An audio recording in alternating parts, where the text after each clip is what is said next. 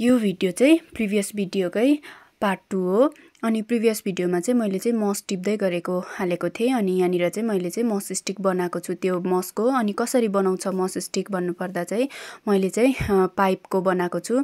पाइपमा चाहिँ यसरी मस अब वरिपरि र्याप गर्दै अनि त्यो मसलाई चाहिँ धागोको सहायताले चाहिँ यसरी र्याप गर्दै धागो पनि मजाले र्याप गर्दै मस पनि र्याप गर्दै गर्दै यसरी बनाएको छु। अनि बेसी मोटो मोटो चाहिँ बनाउनु नहुँदो रहेछ, मसलाई चाहिँ अलिक पातला राख्नु पर्दो रहेछ। यसरी मैले चाहिँ लास्ट टाइम हेभी मोटो बनाएको थिएँ, तर बेसी मोटो बनाउँदाखेरि चाहिँ के हुँदो रहेछ भन्दाखेरि जुन अब त्यो एरियल रुटहरू छिर्ने ठाउँै नपाउँदो रहेछ।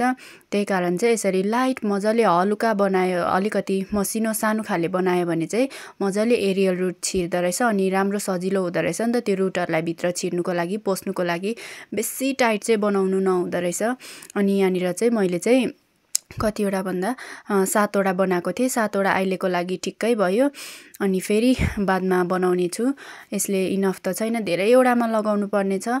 अनि मैले चाहिँ कहिलेदेखि बनाएकै थिइनँ नि त, यो अब टिप्नै भ्याएकै थिइनँ मैले। अब रुखमा चढ्नुपर्छ त्यही कारण चाहिँ अल्छी लागिरहेको थियो। अनि ठिक्कै भुइँमा झरिरहेको पाएर चाहिँ मैले चाहिँ आज चाहिँ बनाइदिएको नि मजाले यसरी।